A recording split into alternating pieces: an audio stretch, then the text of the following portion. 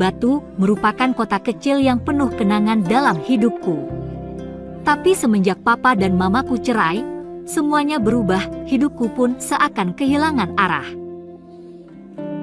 Semua itu gara-gara papa sering tidak jujur kepada mama, hingga suatu saat mama melihat langsung kala papa berbuat serong dengan sekretarisnya. Dan semenjak itulah keluarga kecil yang awalnya penuh bahagia tak kurang satu apapun, mendadak berubah hancur berantakan. Semua harta Gono Gini jatuh kepadaku, baik rumah seisinya maupun beberapa petak kebun apel yang letaknya tak jauh dari rumah. Papa meninggalkan kota Batu entah pergi kemana dengan pasangan barunya, sementara mama aku pulang kampung hidup dengan eyang putri di daerah pinggiran Jawa Tengah. Sekarang tinggal aku sendiri hidup sebatang kara, menempati rumah warisan dari papa dan mamaku. Emang kalau bicara harta, hidup aku dapat dikatakan selalu bergelimang harta.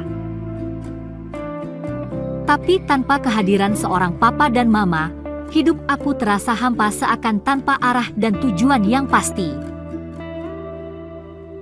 Memang ada om yang merupakan adik sepupu dari papaku yang juga tinggal di kota Batu, tapi jarak rumahnya puluhan kilo dari rumah aku.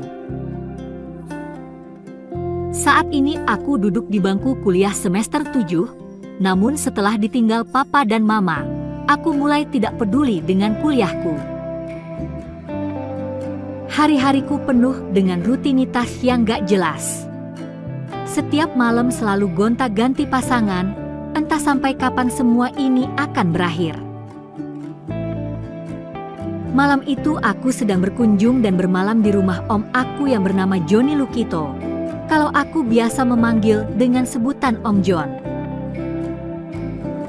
Sedang aku sendiri sering dipanggil dengan sebutan Hanso Pangestu nama lengkapku. Om John sudah menikah dengan perempuan berparas cantik dan menawan, namanya Tante Betty dan sudah dikaruniai satu momongan. Awal kisah terjadi, tepatnya di hari Sabtu malam minggu, sekitar pukul 10 malam aku mendengar suara keras.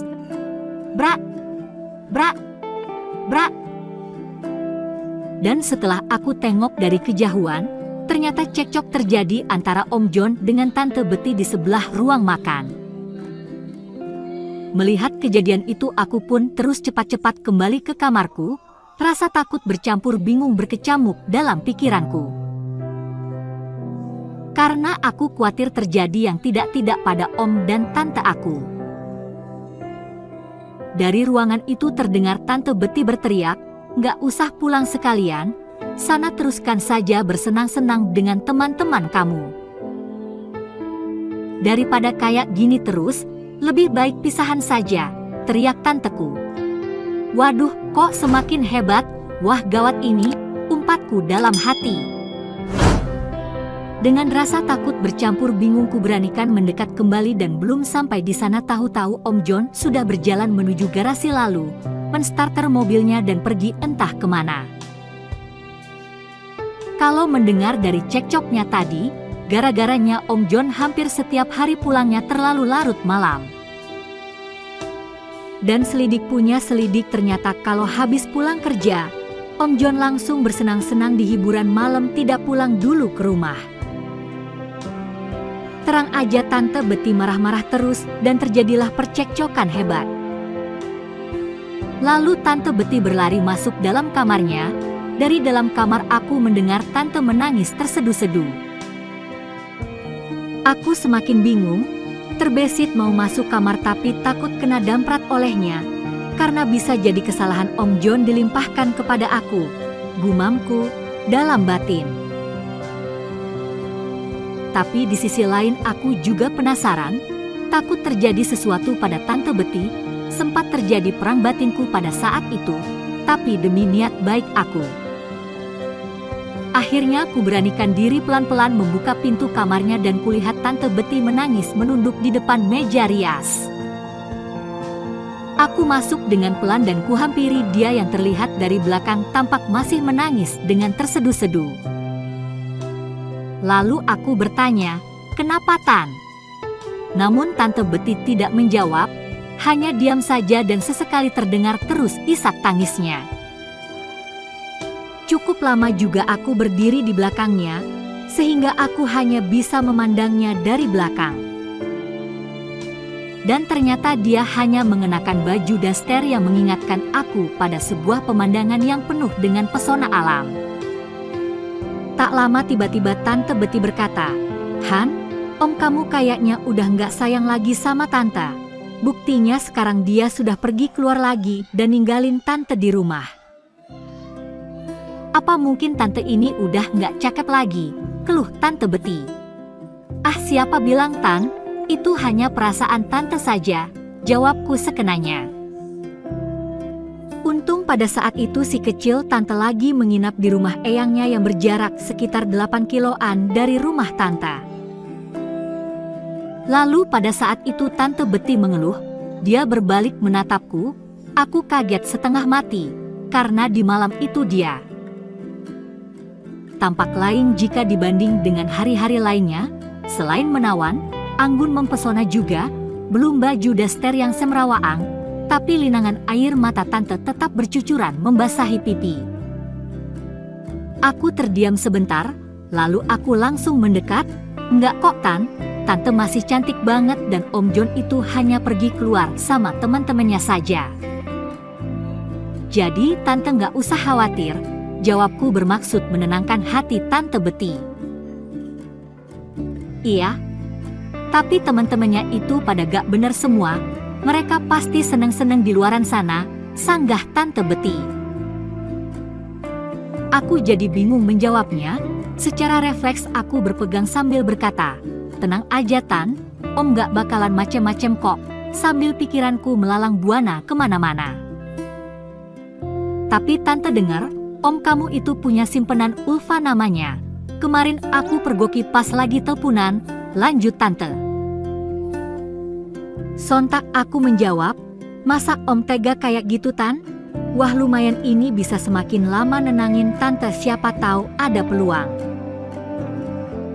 Dan tanpa kusadari tiba-tiba tangan kananku sudah menempel pada sesuatu Tante. Namun di sisi yang lain aku berkesimpulan, mungkin Tante sudah lama tidak diperlakukan kayak gini, dihibur dan ditenangin hatinya saat lagi galau. Tapi yang kudapati justru berbanding terbalik, sambil berdiri dari duduknya Tante menepis, "Han, kamu ini apa-apaan dari tadi belain Om kamu terus. Cepat pergi keluar sana." Dengan nada serak-serak Tante menyuruhku meninggalkannya. Cukup kaget juga aku mendengar itu dan dengan perasaan sedikit malu aku pun berdiri dan meninggalkannya. Sambil berjalan keluar aku berpikir, wah ternyata Tante judes dan jual mahal juga. Tapi di balik itu dia mempesona dan tidak ingin aku menyia-nyiakan peluang ini. Lalu aku duduk di ruang tamu sambil menenangkan pikiranku. Berselang sekitar 15 menit, tiba-tiba turun hujan lebat dengan disertai suara petir yang menggelegar seakan mau menyambar rumah Om dan Tante aku. Aku pun tetap duduk termenung di ruang tamu itu. Dan tak lama kemudian hujan reda, tinggal rintik-rintik saja sehingga menambah suasana malam semakin syahdu. Lalu, entah karena takut dengan suara petir yang menggelegar tadi, tiba-tiba Tante nyamperin dan duduk di samping aku. Sambil menahan isak tangisnya yang masih tampak terseduh-seduh, matanya lebam agak kemerah-merahan. Aku semakin iba melihat Tanteku, lalu aku bergeser mendekat. Segala cara aku lakukan untuk menenangkan perasaan Tante yang galau dengan sebisaku. Dan Tante pun tampak terlihat pasrah, hanya dia membisu tak berucap sepatah kata pun. Rupanya dia sangat meresapi sekali dengan semua kata-kata saran dan masukan yang aku berikan kepadanya. Malam semakin hening, tinggal terdengar rintik-rintik hujan yang tak kunjung reda. Pikiran pun menjadi melayang-layang nan jauh, membayangkan pesona pemandangan alam yang begitu indah bersama Tante Betty. Dengan sikap pasrahnya tiba-tiba tante berkata, "Han, selama om kamu belum pulang kamu terus di sini saja ya."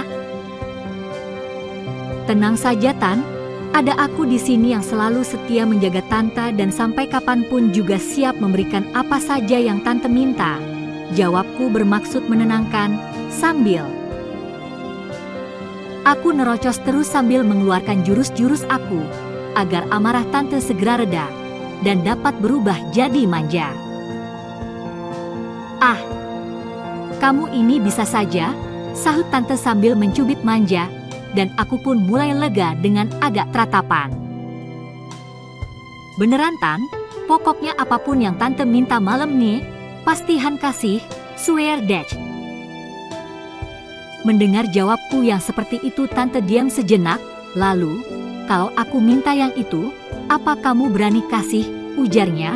Rupanya tante sudah mulai siuman dari rasa galaunya. Tiba-tiba teruat hak duar. Suara petir yang sangat dahsyat kembali datang di malam itu. Mendengar suara petir tersebut, entah sengaja atau tidak, tiba-tiba dia lari menubruk dan aku pun tidak tinggal diam. Perjuangan demi perjuangan aku lakukan, semuanya demi ketenangan hati tante. Tak lama akhirnya terjadilah malam yang panjang dengan penuh rasa. Teriring suara rintik-rintik hujan yang tak kunjung juga mau reda. Semak belukar yang tampak terawat terus diterjang, tak kenal lelah, bahkan dua bukit kembar pun tak luput dari pendakian.